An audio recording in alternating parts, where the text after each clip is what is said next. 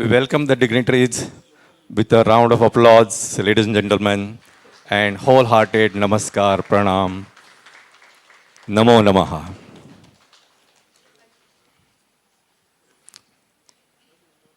Vakratunda Mahakaya, Surya Koti Samaprabha. Nirvignam Kurumaya Deva Sarvakaryeshu Sarvada. With this prayer to Almighty Sri Ganesh for his blessings in our endeavor. Good morning, ladies and gentlemen. Sagrang Urbe Bharit Yokar.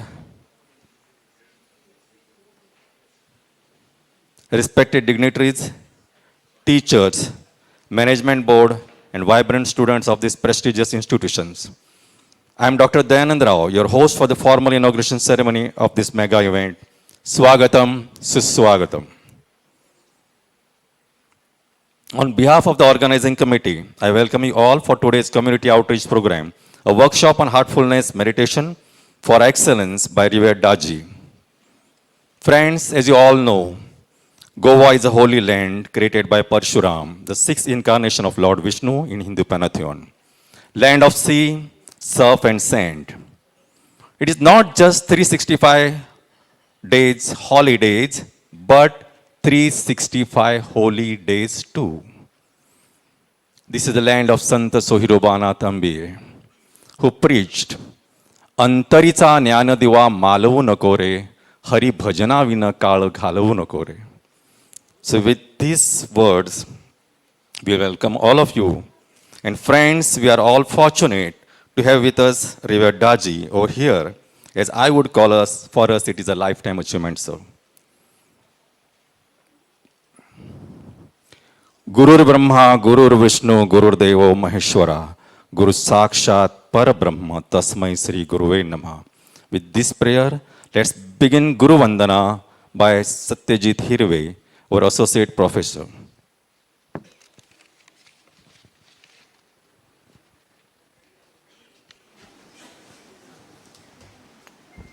Hello, check.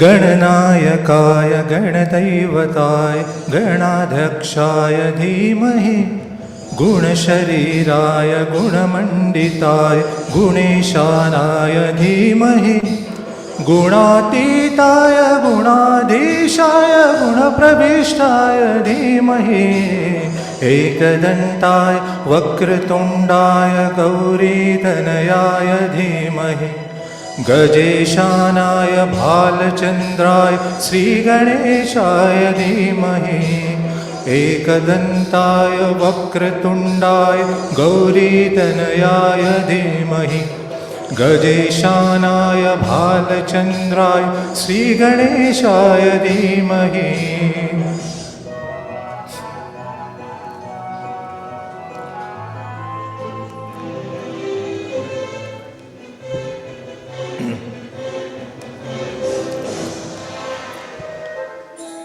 गानचतुराय गानप्राणाय गानान्तरात्मने गानोत्सुकाय गानमत्ताय गानोत्सुकमनसे गुरुपूजिताय गुरुदैवताय गुरुकुलस्थायिने गुरुविक्रमाय गृह्यप्रवराय गुरवे गुणगुरवे गुरुदैत्यगलक्षेत्रे गुरुधर्मसदाराध्याय गुरुपुत्रपरित्रादे गुरुपाखण्डखण्डकाय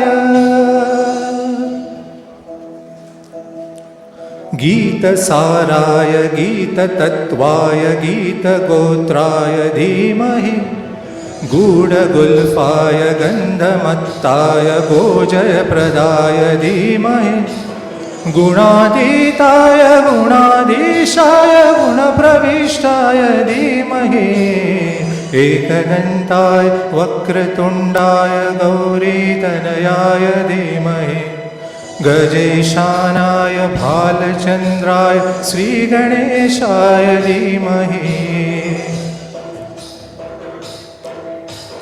एकदन्ताय वक्रतुण्डाय गौरीतनयाय धीमहि गजेशानाय भालचन्द्राय श्रीगणेशाय धीमहि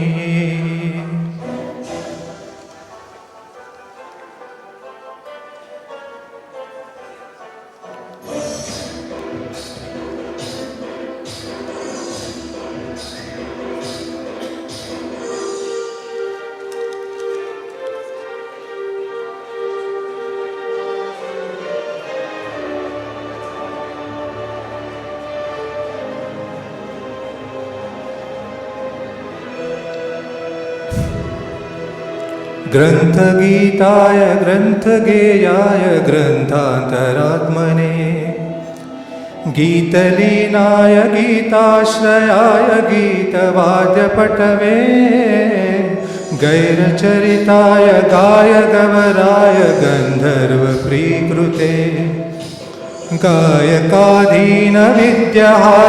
गङ्गाजलप्रणयवते गौरीस्तनन्दनाय गौरीहृदयनन्दनाय गौरभानुसुताय गौरीगणेश्वराय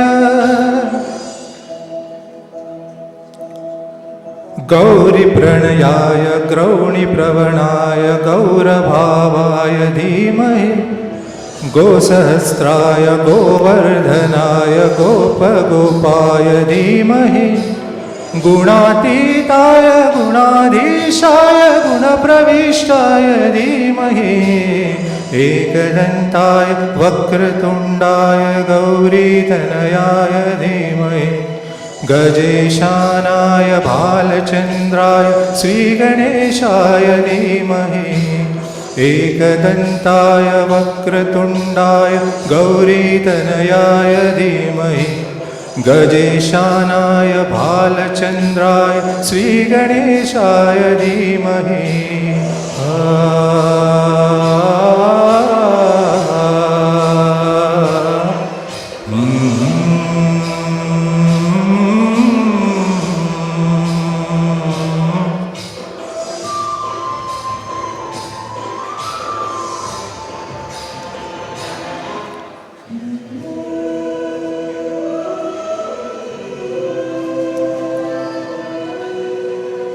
धन्यवाद.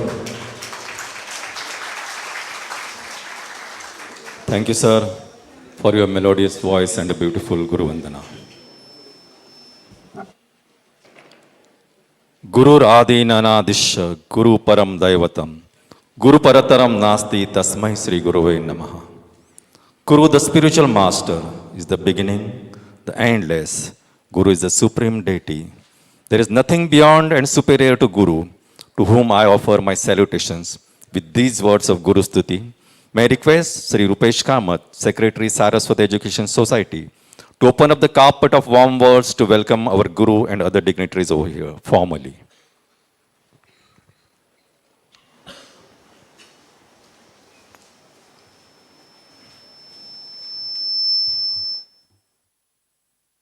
Everybody, on behalf of management of Saraswat Education Society, I extend a very warm welcome to Reverend Daaji ji, who will be guiding us to this workshop on the topic Heartfulness Meditation for Excellence. I would like to welcome our very esteemed guest, ex-Cabinet Minister, Union Ministry, Government of India, Shri Suresh Prabhu ji. He has been coming here for the first time. All the esteemed guests who have come here to attend this workshop, all our faculty, our principal, I welcome you all formally to attend this function. Our college has been conducting and hosting many such workshops on various fields, in the field of commerce, management, and also sports. But this workshop is very spacious. It is really special for us because I think it deals with the mind. We all know he who rules the mind can rule the world. So I think it is indeed a pleasure for us to host this workshop. I welcome you all for this workshop, and I hope that we will all gain knowledge and go back in a very fresh, full mind that we want to conquer this world. Thank you very much. Thank you, Rupesh sir, for your warm words. Om Asatoma Sadgamaya, Tamsoma Jyotirgamaya, Mrityorma Amritam Gamaya. Om Shanti Shanti Shanti. We pray to Almighty to clear the clouds of untruth with the knowledge of eternal truth, to lighten up the paths filled with the darkness of ignorance, and to take us from the mortality to the immortality of our thoughts, words, and deeds. Ladies and gentlemen, it is a matter of pride and privilege to have with us a stalwart, a divine lighthouse of spirituality, a connecting bridge between Atma and Paramatma, and Guru Shishya Parampara, Param Pujya Daaji. May I request Smriti Borkar to give a formal introduction of Daaji. Basically, he doesn't require any introduction, and I know it is a tough task.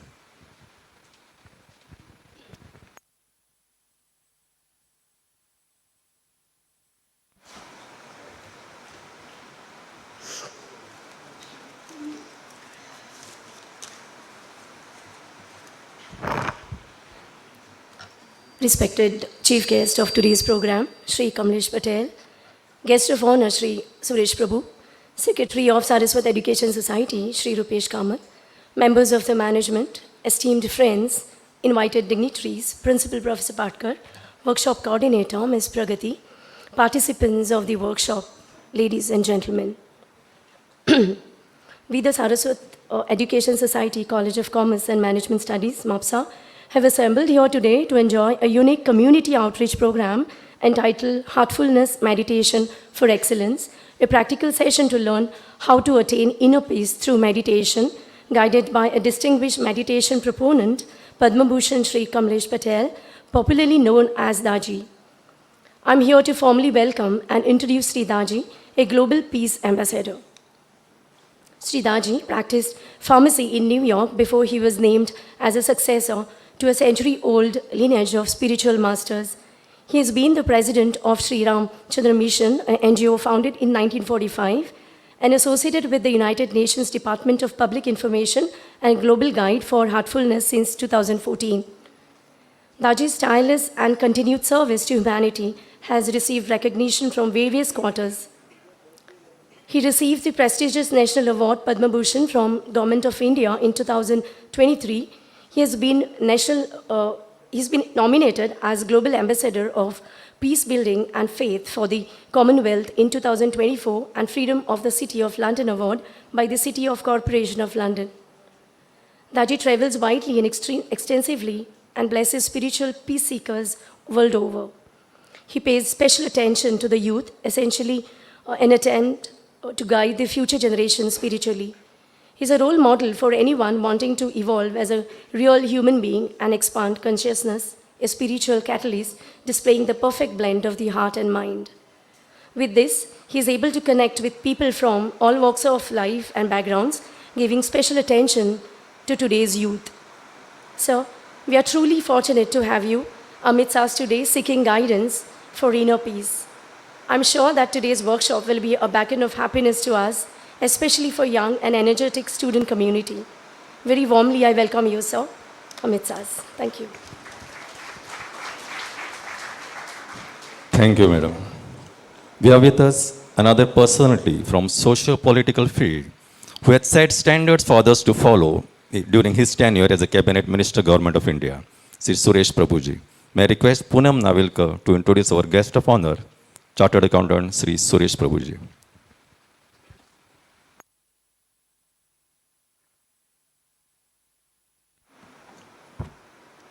Revered Daaji, and ladies and gentlemen, it is my pleasure to introduce Mr. Suresh Prabhakar Prabhu, a distinguished leader in Indian politics, academia, and public policy. With a career spanning over 3 decades, Mr. Prabhu has made significant contributions across multiple sectors, demonstrating his commitment to India's progress. Academically, Mr. Prabhu is a chartered accountant with an All India rank of 11, an LLB from New Law College, Mumbai, and a Bachelor of Commerce Honours from Mumbai University. He is currently pursuing PhDs in climate change and state public finance. In politics, Mr. Prabhu has held 10 key cabinet portfolios in the Government of India, including industry, power, railways, civil aviation, commerce and industry. He has driven transformative policies from enhancing railway safety and infrastructure to promoting sustainable energy and environmental conservation. He also served as Prime Minister's Sherpa to the G7 and G20, shaping India's global agenda. Mr. Prabhu is the Chancellor of Rishihood University and a visiting professor at the London School of Economics. He has delivered over 5,000 lectures worldwide on critical issues such as education, economics, and climate change. His dedication to rural development is evident through his founding of Manav Sadhan Vikas Sanstha, a charitable trust focused on sustainable development in India's underserved regions. Mr. Suresh Prabhu's strategic vision, academic excellence, and dedication to public service makes him a remarkable leader and an inspiring figure. We welcome you, Mr. Prabhu. Thank you. Thank you, madam. Om Bhadram Karnebhi Shrunuyama Devaha. This line you must have all heard in Ganapati Atharva Shirsha. The meaning of this is very simple. Let my ear collect whatever is auspicious in this world. And with this theme and this motto, we are marching towards today's program. This assembly is for the ears to collect the nectar of auspiciousness in the world from the Divine Master. May I request Srimati Pragati Bhosle, our program coordinator, to welcome Daaji with a basket of dry fruits.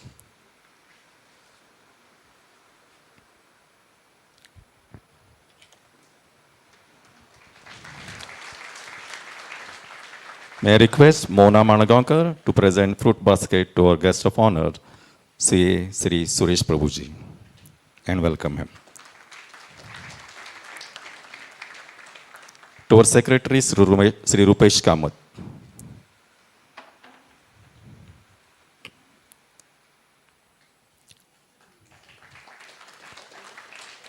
To the principal, Professor Santosh Patkar.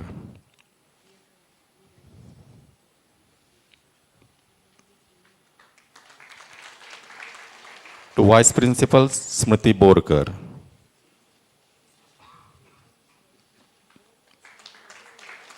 To Convener of Community Outreach Program, Nita Nasnodkar.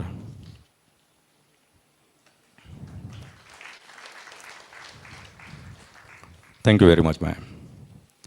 Future belongs to those who believe in the beauty of their dreams.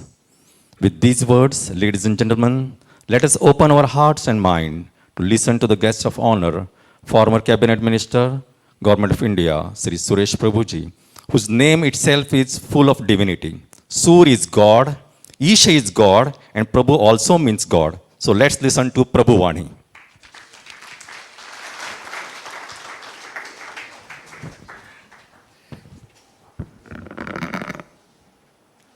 Namaskar.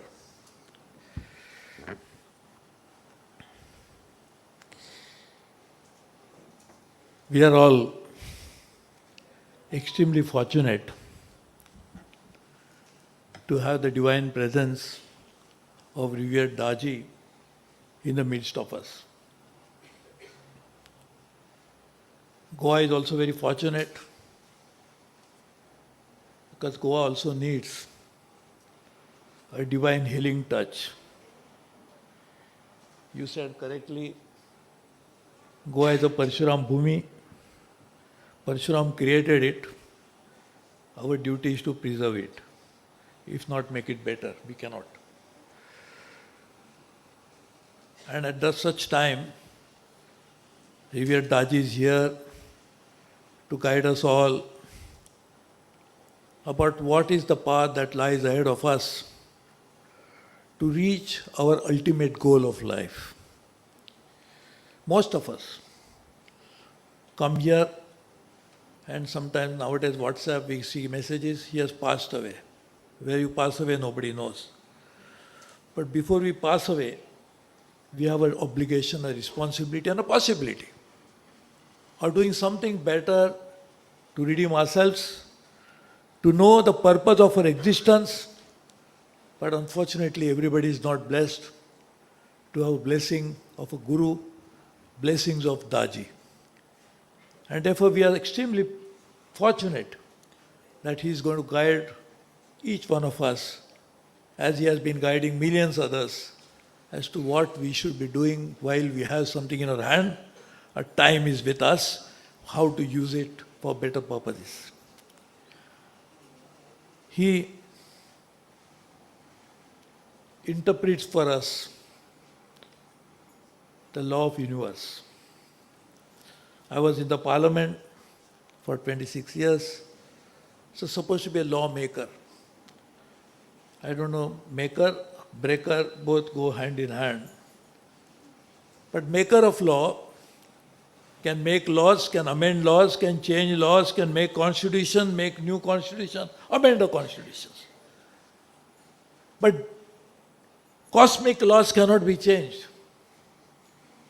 They are there as they are. And therefore, if we don't follow those laws, we'll never achieve what we want to do. But how do you know the laws? Because they are not written like what we see in the Constitution of India, you can go and buy it. But cosmic laws can be understood by someone who has that divine power like Daaji. So he can interpret the laws for us and tell us follow those laws which are inviolable, cannot change them, but can follow them on the path that he is going to show. And therefore we are extremely fortunate that he is going to do that for us. So in a way, you introduced many things about him. He is also a lawyer. As you can see that he interprets the law, he can make this life better for us. But in a way, you also didn't introduce, he is also a doctor. Doctor cures people of their ailments. External ailments can be cured easily. If you don't know what your problem is, you don't know the diagnosis, how can doctor cure you? But how do you know that we have an internal ailment? That nobody can know. Somebody can say you go to a psychiatrist, he can probably deal with psychiatric issues. But there are many deep-rooted problems that we exist within us, only he can know. And therefore he has mastered the art of understanding anatomy of spiritualism. How anatomy of human body that is in existence for millions of years. And human body has not changed much at all in a way for at least few hundred, tens of thousands of years. It has remained the same. Body may be Asian, European, African, body is the same. But anatomy, that is what people dissect and doctors in medical school will tell you. But how do you know anatomy of spiritualism? Daaji has actually decoded it for us. He has written a book which I feel should get, there is no book gets a Nobel Prize, but he should get, a person of his stature should get a Nobel Prize for being noble, which always he is, but also something able to understand its implications. How from heart to brain, there are 13 different chakras which actually connect the body and makes our life work in a right particular manner. So that's why when you introduced him so comprehensively, you missed out this part as well of being a doctor. Also, how can you introduce everything about him in such a short time? Nobody can. Because to know him will take generations. To introduce him will take even longer period. But he is also the person, a spiritual leader, a guru, a master, who believes in working on something which is completely uncultivable. If you go to Kana, you will find a barren land converted into a massive forest. I have been going to Kana. And when Daaji used to tell that this is going to happen, I used to think, how is it possible?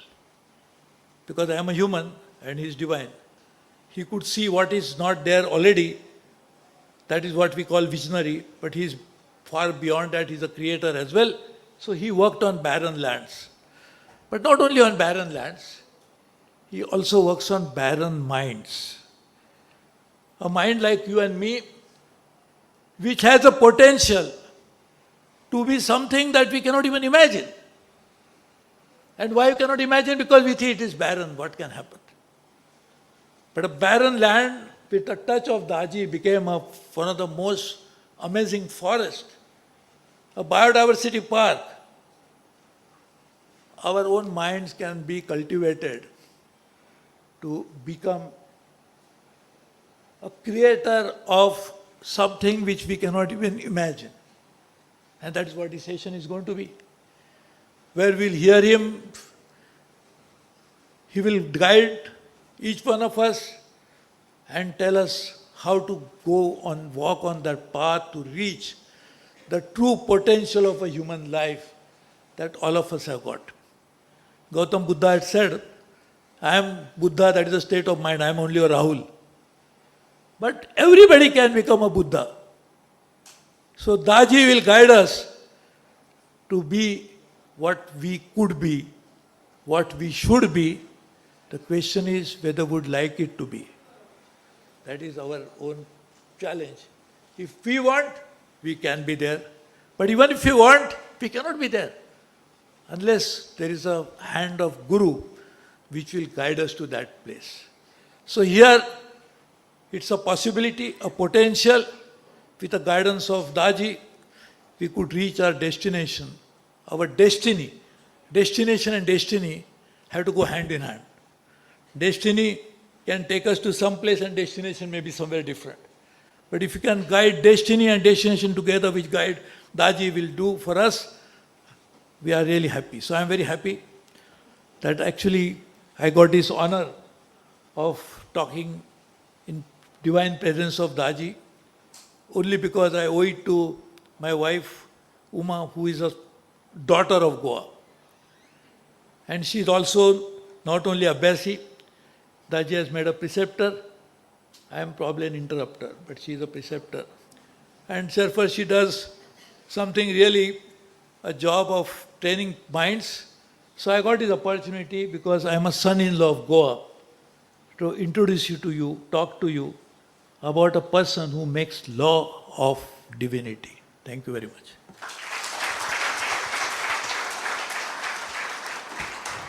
Thank you, sir, for your beautiful words and deep devotion towards Daaji. Just since he has mentioned about Kanha, I am tempted to just recall one incident where I visited Kanha, where people in the number of around 20 to 25,000 were present for a session which was supposed to begin at 6 o'clock, and they were all in the auditorium with pin drop silence at 4 o'clock in the morning. That's divinity. With this, my dear friends, time and tide waits for nobody. But the memories linger on, and to keep the golden memories of this Amrut Mahotsav afresh in the hearts of the dignitaries, may I request Principal Professor Santosh Patkar to present a memento to Revered Daaji, our chief guest.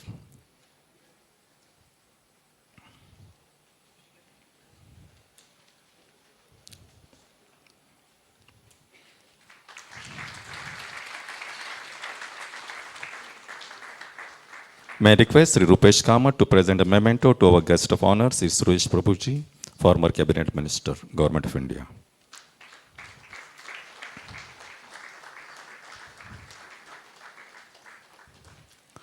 Thank you very much. More you think, more you thank.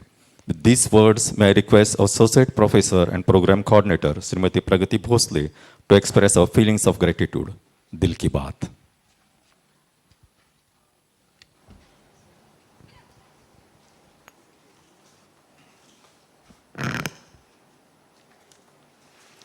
Good morning, Pujya Daaji and everyone present here. As we come to the end of this inaugural part of the function, it is both honor and privilege to propose the vote of thanks. First and foremost, I express my sincere gratitude to our distinguished chief guest, Revered Daaji, for accepting our invitation at a short notice. I'm certain that the session with Revered Daaji will provide us with the deeper understanding of the topic of today's workshop. My special thanks to the guest of honor, respected former Cabinet Minister, CA Suresh Prabhu, for gracing this occasion and sharing his words of wisdom. I would also like to thank the Chairman, Shri Ramnath Buriye, Secretary, Shri Rupesh Kamath, Principal, Professor Santosh Patkar, and Vice Principal, Ms. Smriti Borkar, for their constant support. We appreciate the contribution of the Heartfulness volunteers in facilitating this workshop. I am also thankful to my colleagues and all those who have helped us directly or indirectly in conducting this workshop. Last but not the least, my sincere thanks to all the participants for being a part of this event. I am certain that you will find the session of Revered Daaji informative and inspiring. Thank you. Thanks a lot. Thank you, Pragati Madam. As we are moving forwards, it just reminds me of a Marathi quote. जाणीवेची पहाट प्रत्येकाच्या आयुष्यात कधी ना कधीतरी येतेच.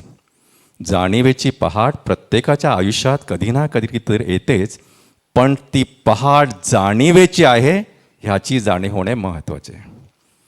So in everybody's life, the moment of self-realization comes. But we have to realize that this is the moment of self-realization, and this is the beauty of life.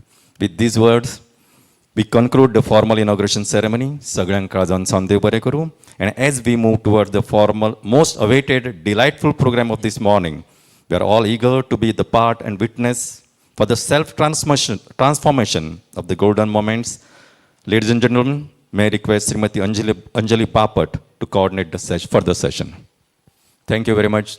तुमकां सगळ्यांक मना काळजान सांदेव बरें करूं.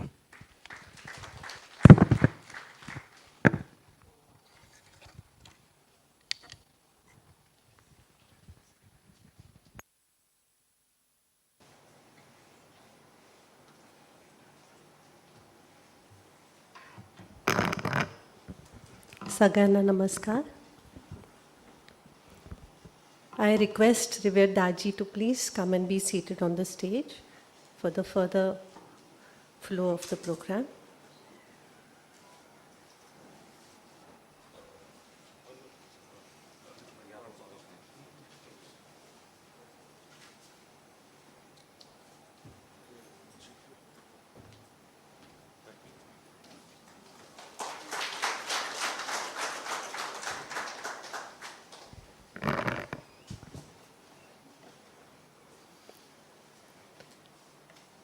Revered Daaji, we are very grateful that you are here today and all of us are getting the opportunity to listen to your words of wisdom. We have some questions from the youth who are struggling with some issues, and we'd be very grateful for your guidance on this matter. The first question that the youth have posed is, what, according to you, is the goal of education? Could you please enlighten that why are we all here doing this kind of educational endeavor? Simply put, to educate oneself is to prepare oneself for what you are aiming at. If you want to be an archer, practice archery. You want to be a chemist, practice chemistry. Likewise, whichever field you choose to excel into, you have to study that topic to educate. Education, spiritually speaking, is to unload oneself from all sorts of knowledge. Gayatri mantra also talks about that. Om Bhurbhuva Swaha Tat Saviturvarenyam Bhargo Devasya Dhi Mahi Dhiyo Yonaha Prachodayat. What do we understand from these Sanskrit words? We had so many words recited in Sanskrit.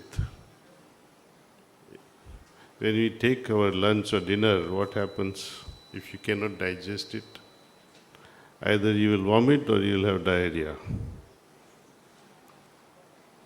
Knowledge or such information, Guru is Brahma, Guru is Vishnu, Guru Maheshwara, all this, Param Brahma. You have to know both to compare both. Do you know Brahma? Do you know Maheshwara? Then how do you compare Guru with them? That means you don't know any one of them. You are just vomiting. It's a fallacy. Another one is, we say, Guru is my mother, Guru is my father, and I respect him or her the way I respect my parents. Now the beautiful question is, do you really respect your parents? Do you really respect them, and you want to treat them or your Guru with your parents the way you treat your parents? So all these informations, spiritually speaking, are obnoxious. Even to say Guru is the greatest, Guru Brahma, etc. And they quote Kabir also. Guru Ishwar Sadh Kare, Kahe Lago Pao, Balihari Gurudev Ki. So these are all the information which creates diarrhea in us, mental diarrhea. We don't really understand what they all mean until we really experience it.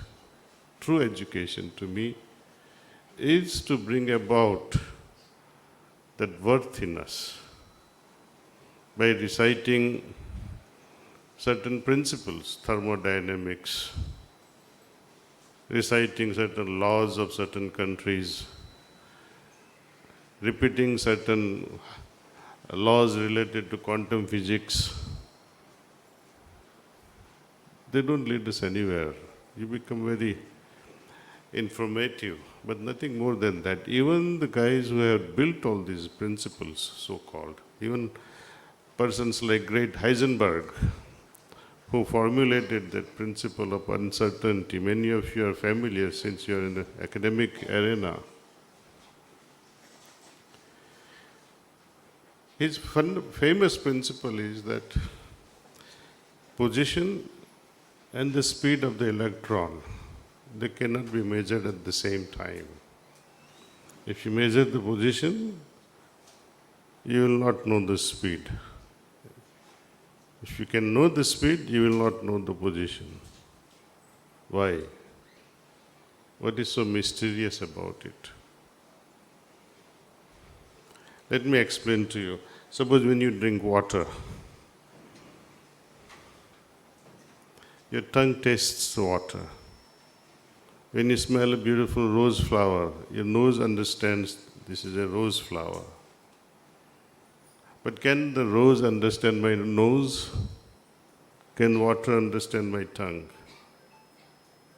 Objects cannot understand my senses. My mind can understand the senses. Can my senses understand my mind?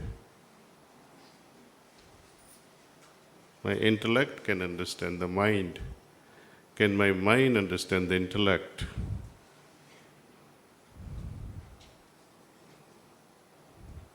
Likewise, it goes on and on and on until we reach the frontier we call God. The reason why we can never ever understand God or can grasp God is because we are grosser than the subtlest being. If you had the measuring beam, measuring the electron, subtler, more refined than the electron itself, then you could have measured the speed and the position at the same time. But there is nothing that can be said today as subtler than the electron.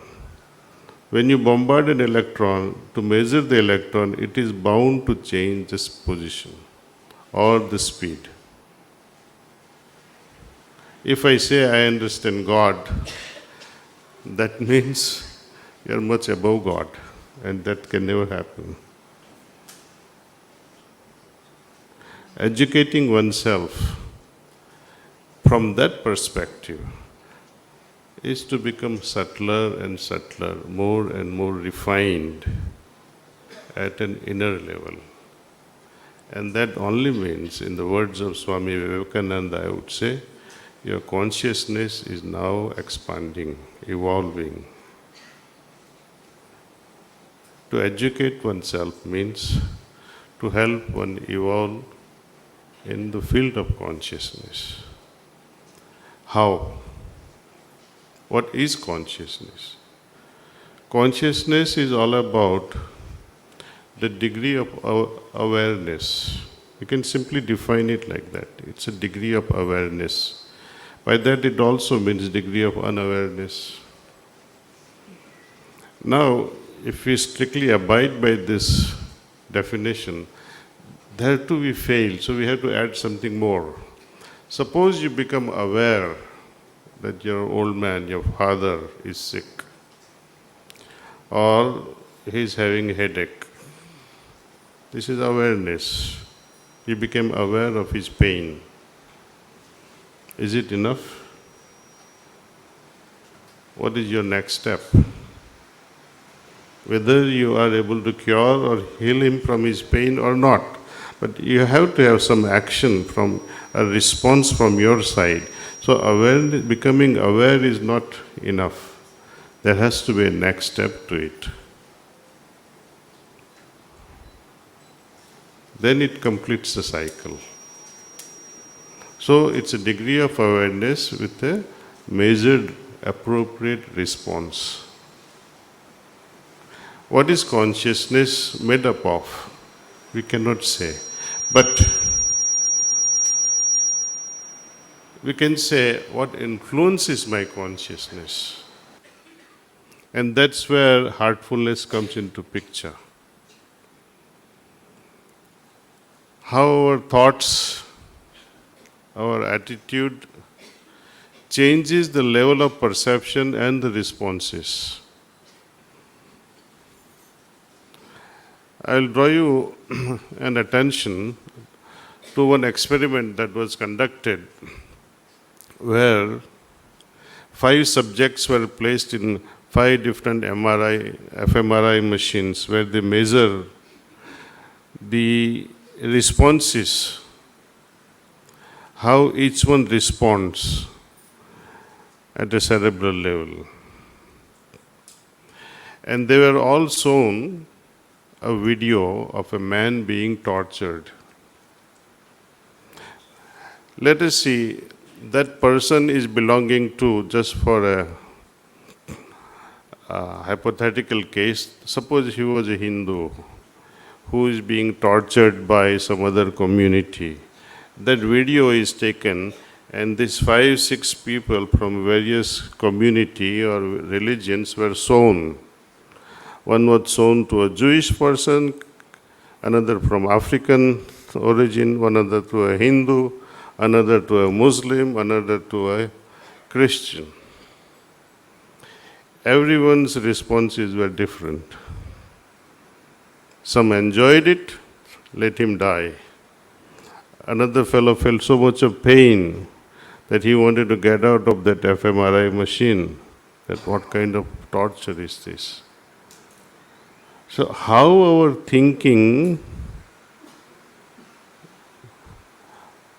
and our responses are tailor-made by our own attitudes.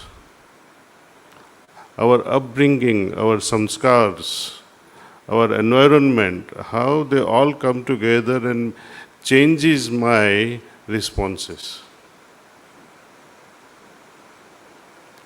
So it only says that if I was not indoctrinated by any community or any religion, then my responses would have been appropriate and just right.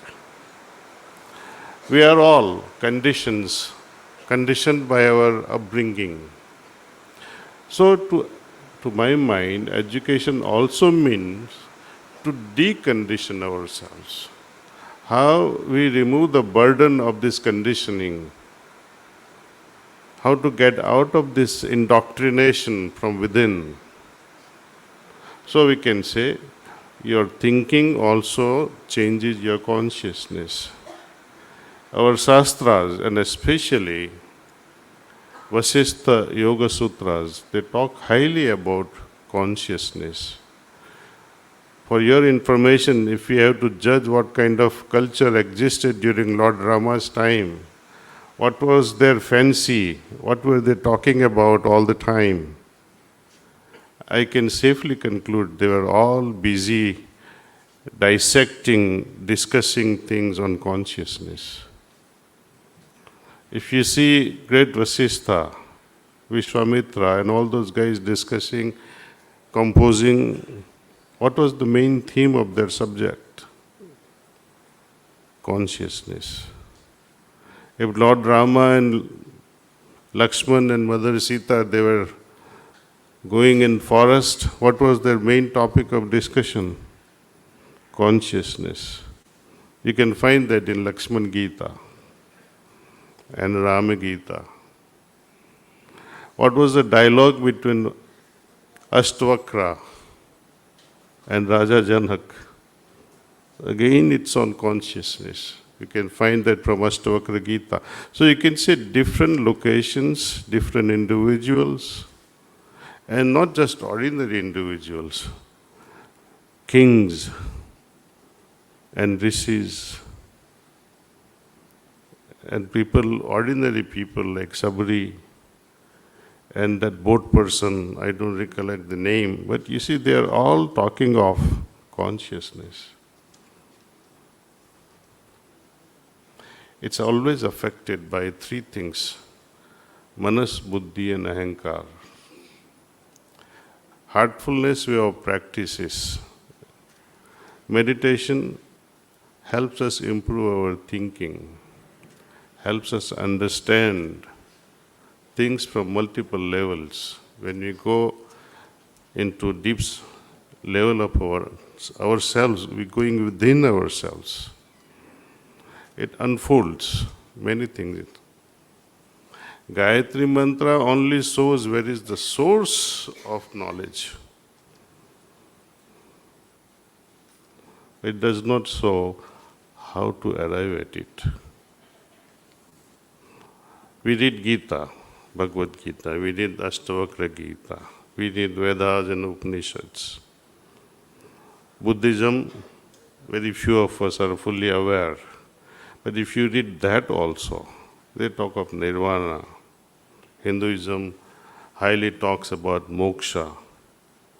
Lord Krishna talks about attaining this moksha by preparing oneself, having sthita pragya state. Kabir Sahib also talks about similar things. And he says that final state is like these raindrops falling in the ocean and becoming the ocean. Patanjali talks of samadhi, the finals.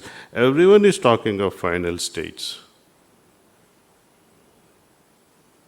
But no one has talked about how to arrive at it and experience it here and now. That's where the difference lies between religion and spirituality. All religions, without an exception, they promise the heavens and moksha after death. Spirituality talks about The ultimate state being experienced in the present, here and now. If I cannot experience it here and now, you will not experience it ever. Guaranteed. How to evolve consciousness? You regulate these three things, manas, buddhi and ahankar. To regulate these three things, again, as I said, meditation is the key. There is another process in heartfulness way of practices, is to refine oneself, get rid of this conditioning, and arrived at a naked state of my soul, pure, immutable, simple. This process, we call it as cleaning. And to connect with the divine and say, thou art the real goal and thou art everything in my life, that reminds you that you are nobody in this equation. That puts you in a place. Your ahankar is subdued. Every day, little by little. So these three things are somehow tamed. So taming of all this and arriving at a purer level of consciousness, spiritually speaking, that's a real education. Education such institutions provide, they're all informative at best. But they're necessary for our survival. Our material existence, Bhautik Jivan, is based on how we succeed and come out from such institutions. It's necessary element to our existence. But while we are at it, nothing can stop us from developing our spiritual wisdom, our spiritual being. That should go hand in hand. Like a bird flying with two wings. Bird can never fly with one wing, and so is our human life. Most of the agitation and stress, and they're all the results of this imbalance in spiritual and material world. People think going to temple is going to solve all the problems. No. You tell me even one place in Vedas, from Vedas and Upanishads, a mention of this word mandir. You will not find even one place, except in one Vishnu Sanhita. And that too in a very negative way. Vishnu Sanhita says, Vedas should never be recited in a temple. Read it. I am not saying it. It is Vishnu Sanhita. They existed only as dharmasalas in those days. But because of Buddhism, they started building stupas. The Jains started building their derasas.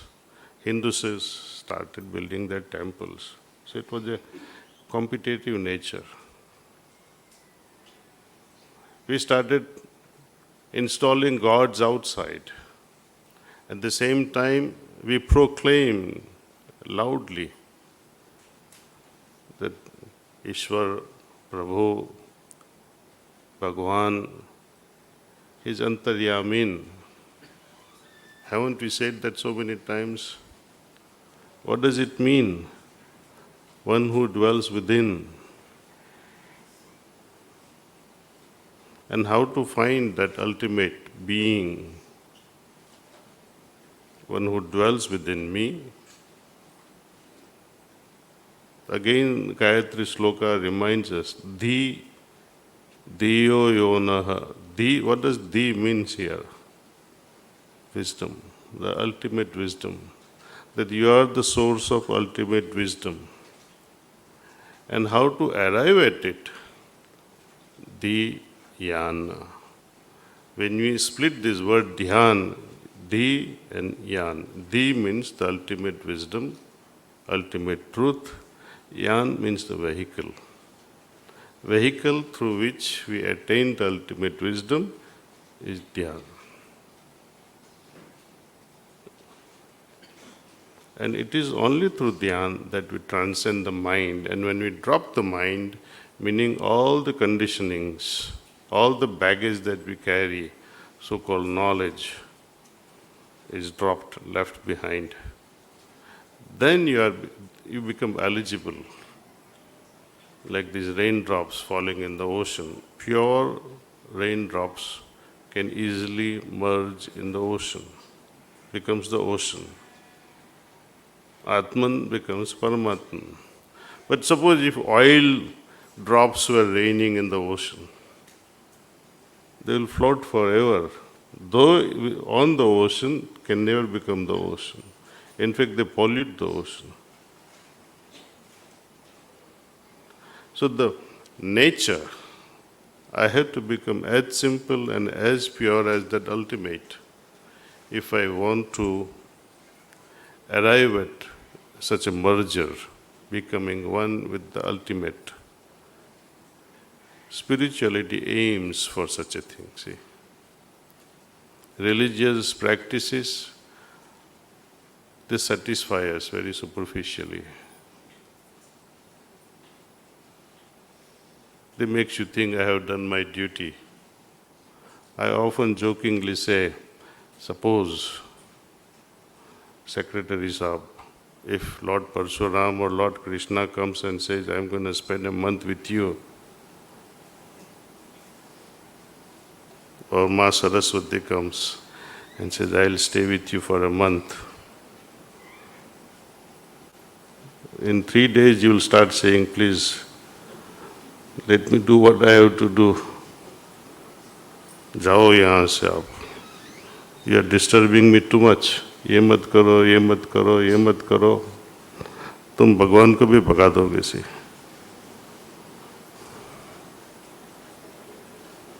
So I have to adjust my radar, my preparedness. Do I really want the ultimate? Or shall I be happy doing my diya, agarbatti? But people don't understand. Hinduism is full of symbols and full of visual graphics to teach small minds how to behave in a society.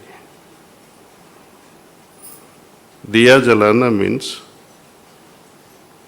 let there be light, means let there be knowledge.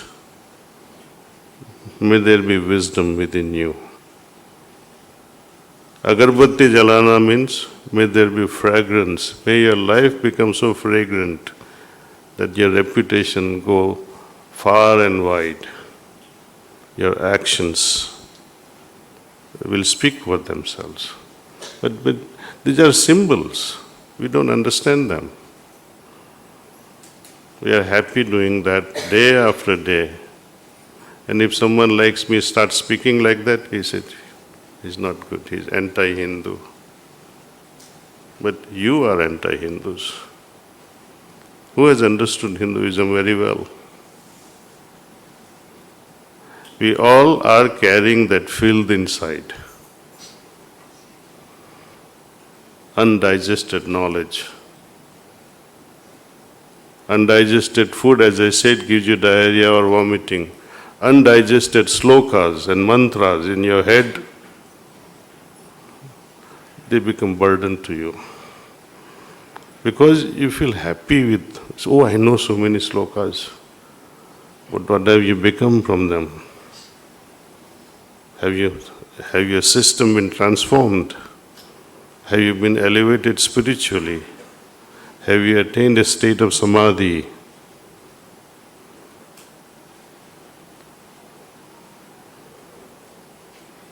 So I'm sorry, I'm going too far in explaining what is education. See.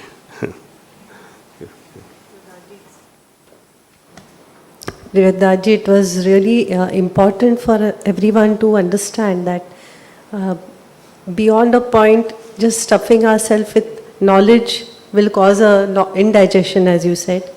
So at some point we need to unburden ourselves and reverse the indoctrination that has happened so that we arrive at the real state of consciousness, seek the Antaryaman through vehicles such as dhyana. So I hope all the young people and everyone in the field of education will surely take this message to heart of understanding what is the real purpose behind education and what is the real education of the human being.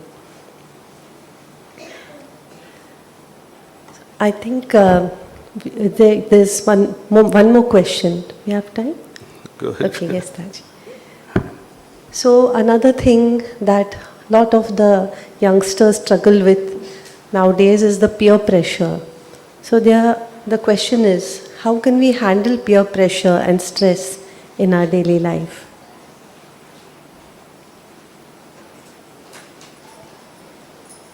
That's a tough one. One has to be so good at oneself and confidence in oneself. Once I fix my direction that I have to go in this direction, nothing should sway me away from such a direction. See.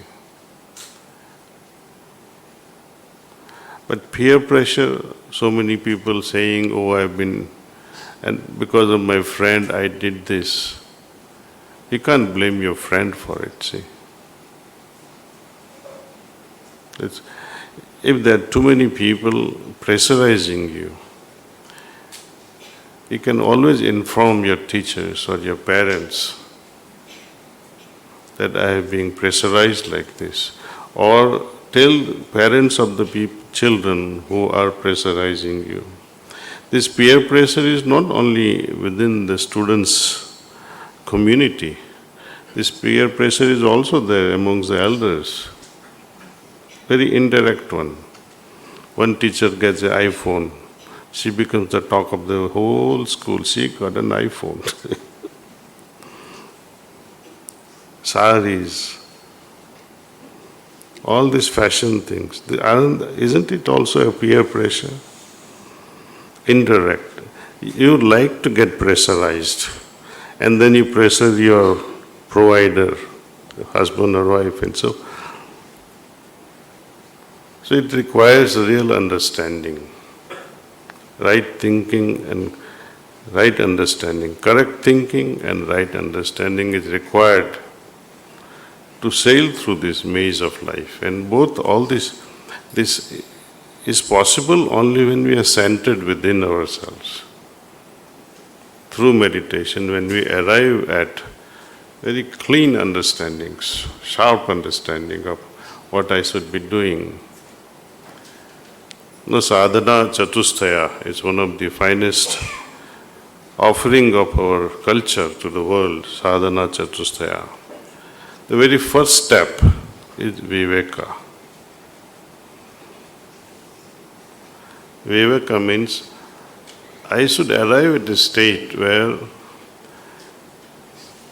the differentiation between right and wrong is made easy. I should be able to know what is right, what is wrong, what is profitable, what is not so profitable, what is good for myself, for my nation, what is not good for myself and for my nation. And as we advance more and more, then we should be able to differentiate between what is the cause and what is the effect. The things that I am going through now, is it because of my past karmas or am I creating new karmas? Am I undergoing the effect or am I causing something new? And when I understand this, then one can cease. One can desist from creating new karmas. That is also the product of contemplative heartfulness way of practices. It's a product. You arrive at such a level of intelligence, wisdom, to decide for yourself what to do, what not to do, what to have, what not to have. But to do all this, one has to have courage and a goal in life. If you don't have courage, even if God advises you, you will not follow it. How many followed Lord Krishna during his lifetime? Hardly anyone. Not even Arjun. He had to be coaxed. He had to be elevated at a consciousness level by preaching. And ultimately, Lord Krishna's final weapon was Vishwarupa Darshan. And that too he could not digest it. Arjun said, please come back to my friendlier form. I can't see this divine form. I'm afraid. He was not ready, not prepared for it. But then, seeing all that, he asked Lord Krishna, I have been so gifted, you are my friend, I will do what you say. But one last question. How will the future generation know you?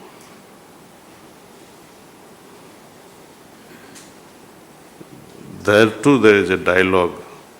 Lord Krishna talks about the importance of the heart. And he says, I dwell in every heart of every living being. Hridaya me pashyasi. Look myself in your heart. And where are we looking? All wrong places. Seeing his real form, no one could understand him. How would you understand him by having his nakli forms?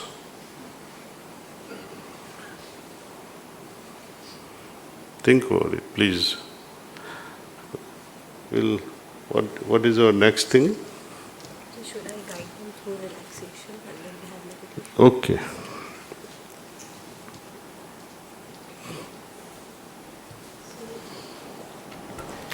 We are very fortunate that Revered Daaji will be conducting heartfulness meditation for us right now. Many of you must be new or may not have experienced it before. For that, we'll guide you through this process. We'll first do a short heartfulness relaxation, which will begin by relaxing from the tip of your toes up to your head. After that, we will meditate.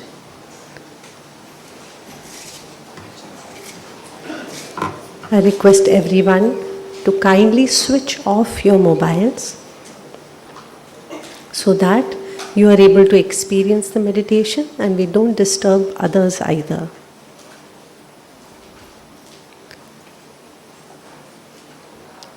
So everyone, please be seated very comfortably and close your eyes very softly and very gently.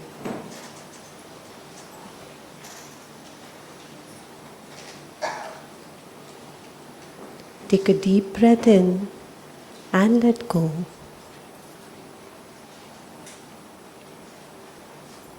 Let's begin with the toes. Wiggle your toes and now feel them relax.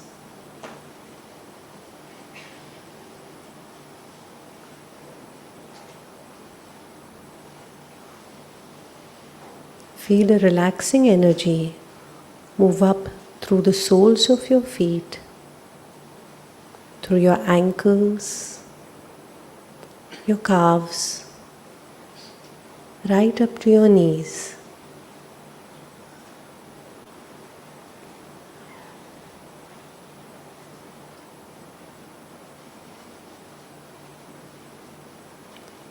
Relax all the muscles in your thighs.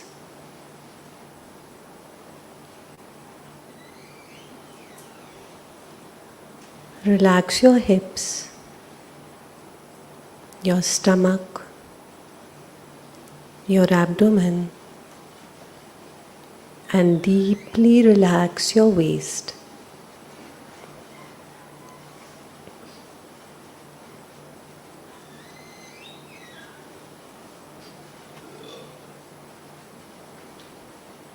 Very gently move your awareness to your back.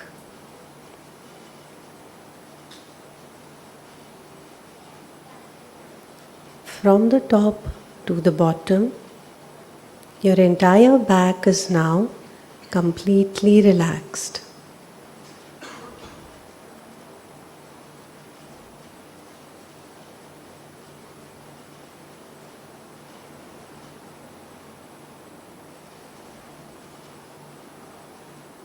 Relax your chest and shoulders.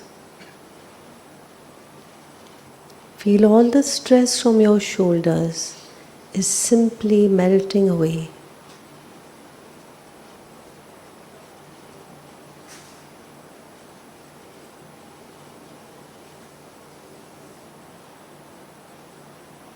Relax your upper arms, your forearms, your hands, right up to your fingertips.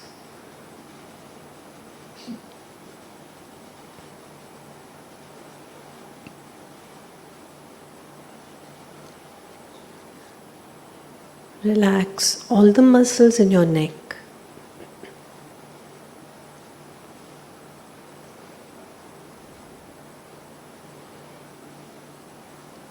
Gently move your awareness to your head.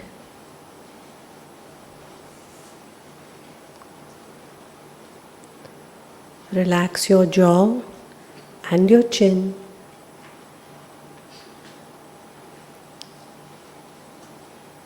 Relax all the muscles of your mouth.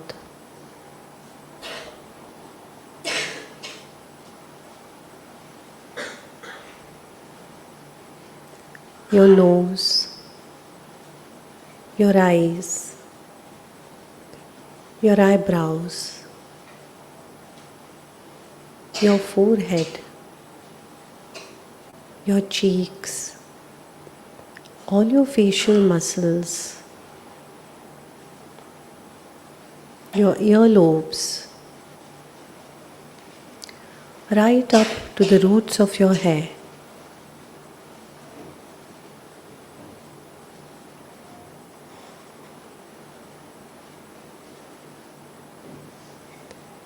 Experience how your entire body is now completely relaxed.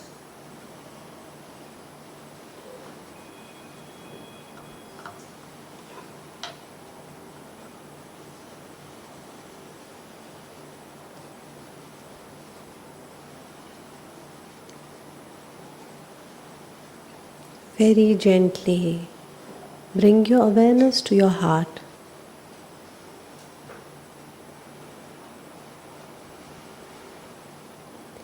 Give a suggestion that the source of divine light is already present deep within the core of your heart, and it is attracting your attention from within.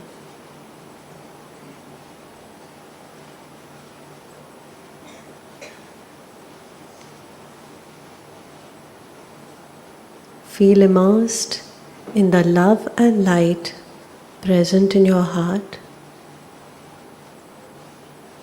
If thoughts come, simply ignore them.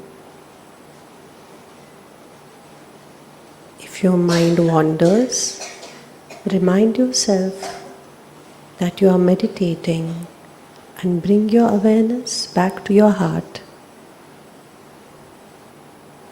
Give all these suggestions very, very gently and easily. Please start meditation.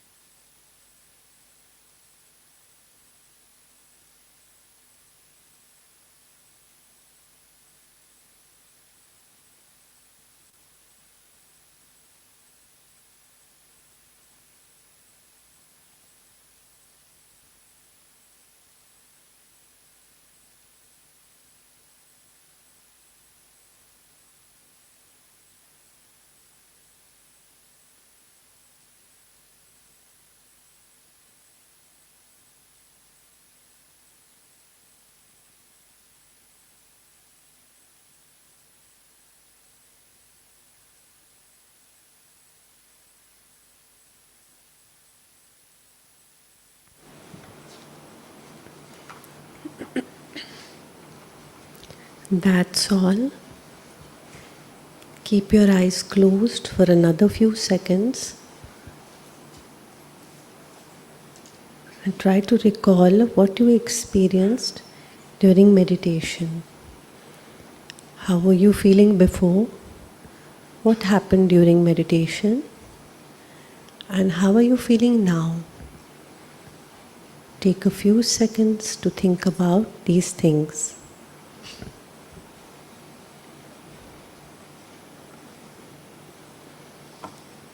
When you feel ready, you can gently open your eyes.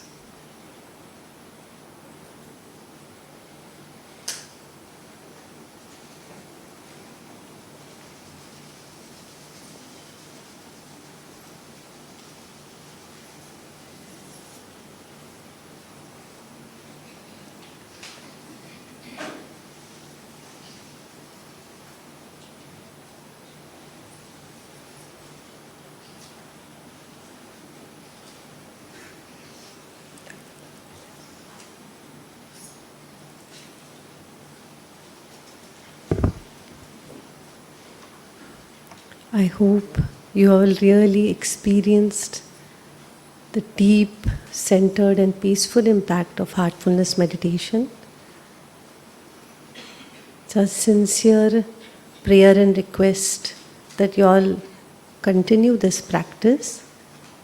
You can get in touch with Mrs. Pragati to know more about it. We are also handing out small cards for more information.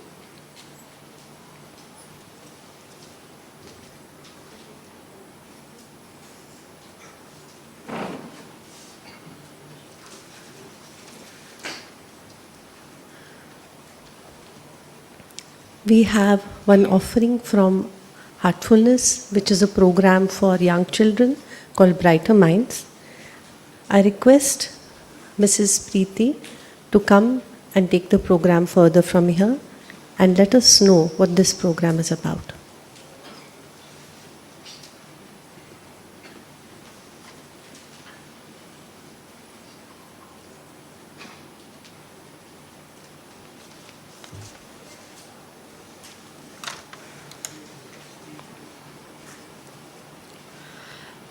Namaste, Reverend Daaji, distinguished guests and dignitaries, and you're all present here. We have an offering called the Brighter Minds program.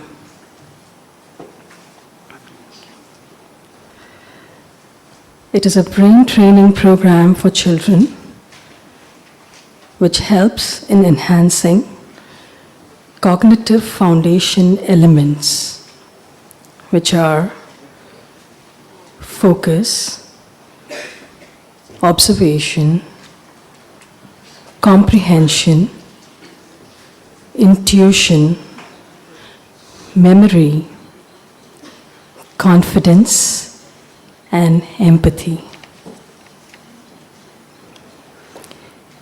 The mission of Brighter Minds is to inspire and equip every child with tools and methods to enhance cognitive functioning for achieving personal excellence and to instill confidence in oneself.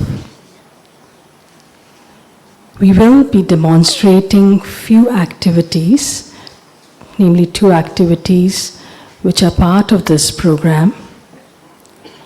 And I invite Dr.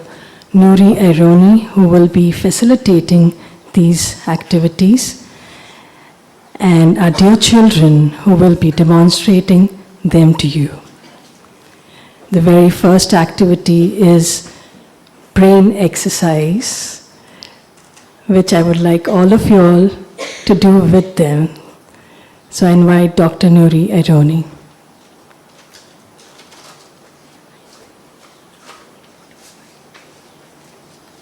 Thank you, Sister Preeti. So here I am with my kids who will demonstrate certain skills that they have acquired through this program of Brighter Minds. training that they have done. So I invite Master Prasad, who will walk us through a few exercises which we all can try with him. Yeah. So Prasad will explain you the exercise and the children will demonstrate. You can just try and see if it is easy for us to do that.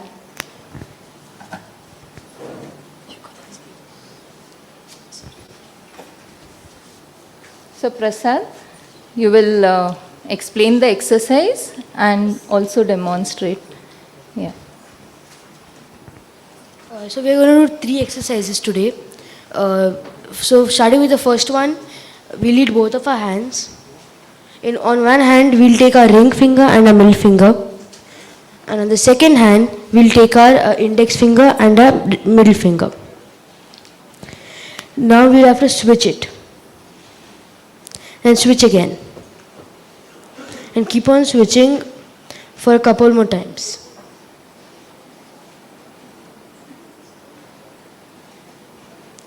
Okay, for the second exercise, we'll lead one hand on top of our head and one hand over here. The first hand, we'll move it in an up and down motion. And on the second hand, we'll do it in a circular motion. And then do it together. So just observe your hands. Many of them, the other hand is also going round and round, right? So it is a part of the training. Through these exercises that these children are trained to do, we are stimulating the, the brain cells of both sides of the brain. And when both sides of the brain cells are stimulated at a time by doing 2 different activities with both our hands, it creates a neural pathway in the brain that helps children to use both sides of the brain in a balanced way. As we all know, our brain has 2 parts. The left part has a different function and the right part has the different function. So our left brain is more logical, analytical, mathematical, whereas our right brain is creative, intuitional, observational, right? So there needs a balance between both sides of the brain. And these exercises, they stimulate the cells of both sides of the brain and create a connection in them. With practice, they are able to do it with that ease, right? So now they will demonstrate, you will show one more exercise? Okay, fine. So for the last exercise, we'll lead one hand with the thumb open and the other hand with the little finger open. So we have to switch it like the first one. Do it for at least 5 to 6 times.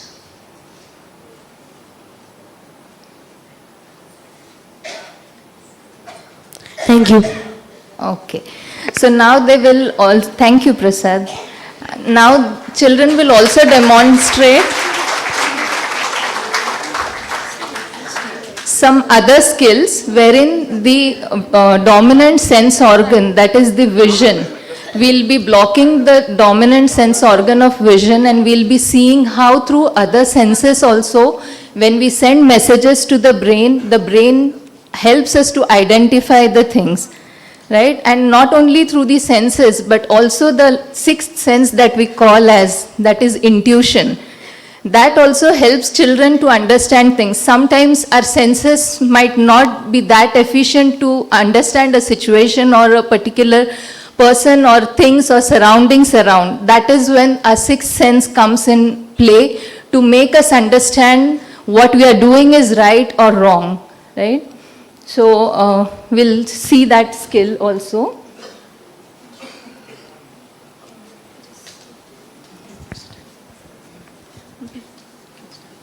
So I'll pass on a Rubik cube in the audience. Someone can please shuffle this Rubik cube and the children will try to solve it.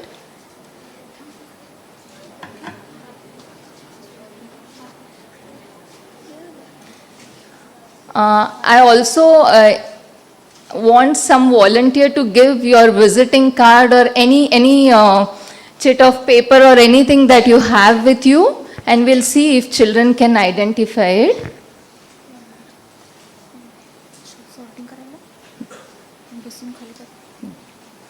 So all of them will be demonstrating different skills. One of them will be reading, one of them will be identifying the card or the color of the ball.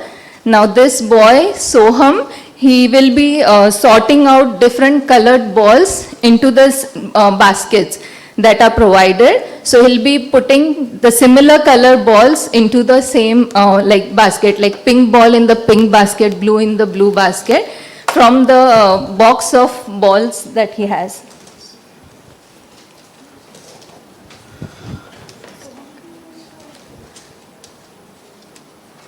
Kshitija?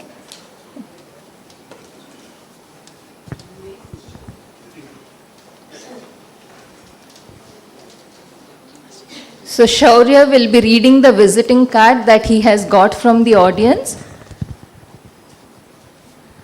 Till that time, Soham is segregating the balls. Mike.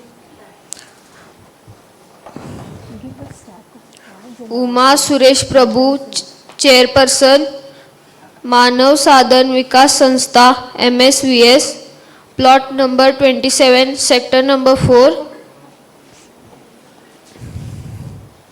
Kopar, Heren, Navi Mumbai 400709, telephone number 9004095583, email chairperson@mvsv.organization.in, website www.msvs.organization.in. Thank you, Shaurya. Is the card read correctly, ma'am? Thank you. Okay. Purple number 7. Okay, so this was a card that was selected from the audience, and the small child, Anshuman, has read it. Purple number 7. Yes, thank you, Anshuman. There is one more card.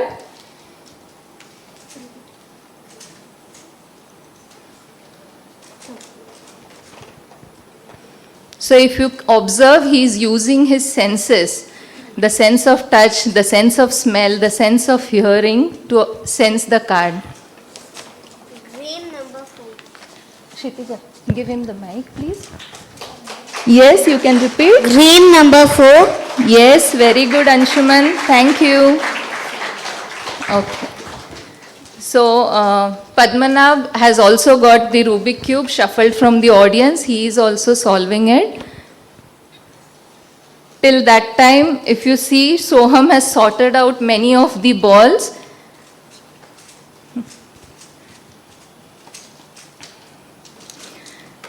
So my facilitator Kshitija is trying to confuse him by mixing up the balls that he has sorted to check if he can identify which balls are going wrong where.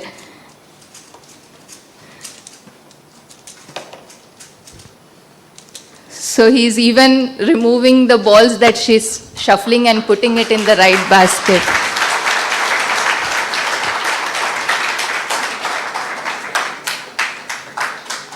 Thank you, Soham.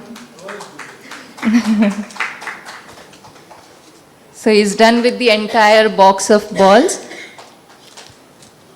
By then, Shaurya has finished solving the Rubik Cube. Shaurya, if you can identify which side, which color is there and point it out with your finger. Yes.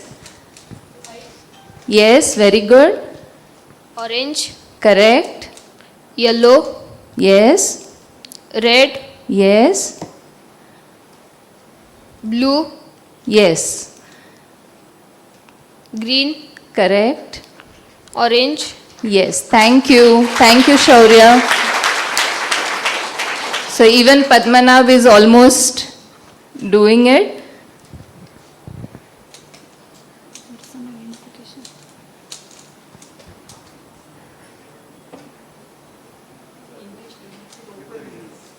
If I get some volunteer who can come and stand in front of them and they'll identify from a distance? Anybody can volunteer, please? Yes, brother. One more from the sister's side also.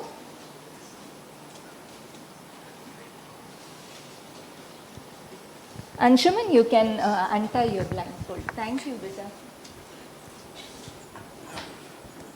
Please. Yeah.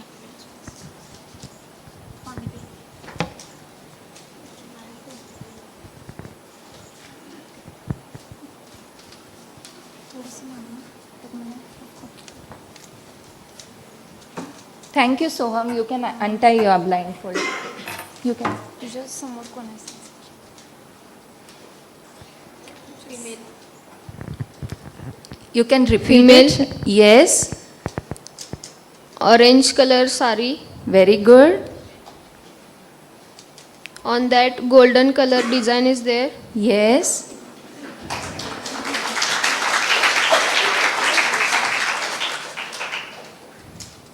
Right hand golden bangles. Okay.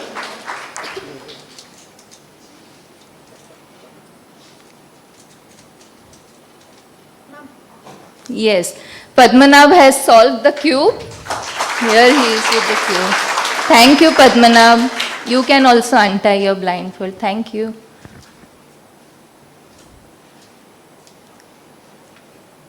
Anything else you can sense, Shaurya?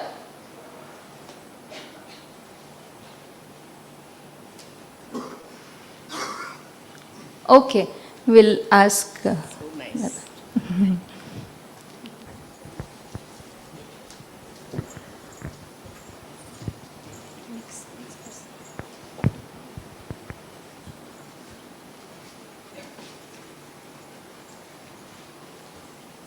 Male. Yes.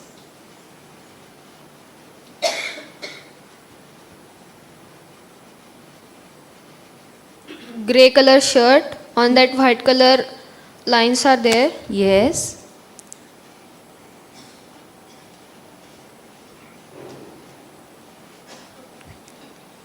Black color pant. Yes, very good. Grey color shoes, and on that blue color design is there. Yes, very good.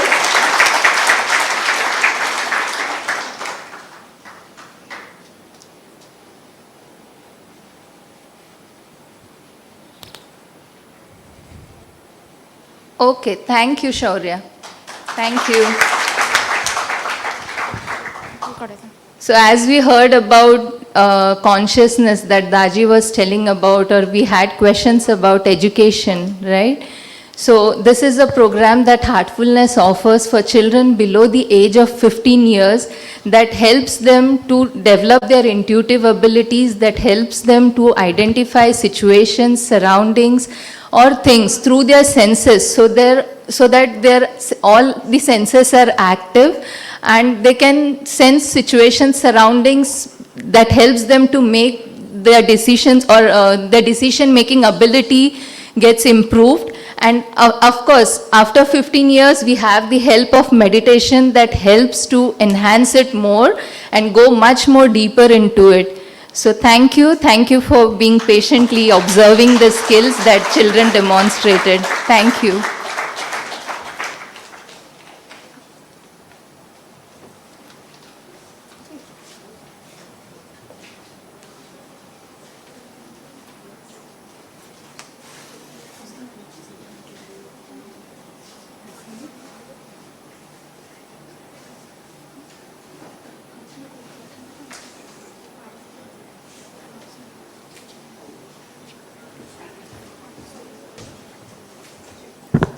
I think no words to express the feelings, and I'm sure all of you are taken into a deep sense of gratitude. As I have told you, this is a lifetime achievement for all of you, for all of us to be here, that to enjoy in Goa. I think we all should give a big round of applause to all the children and Daaji, a wholehearted Namo Nama, Pranam Daaji, and whole team of mindfulness and heartfulness. It's really indeed We enjoyed this session, and I hope and I promise on behalf of all of you that we'll continue, and in the days and the years to come, we'll go to a higher level of understanding self-relation. Thank you very much. With this, तुमकां सगळ्यांक आजन संदेव बरें करूं. नमस्कार.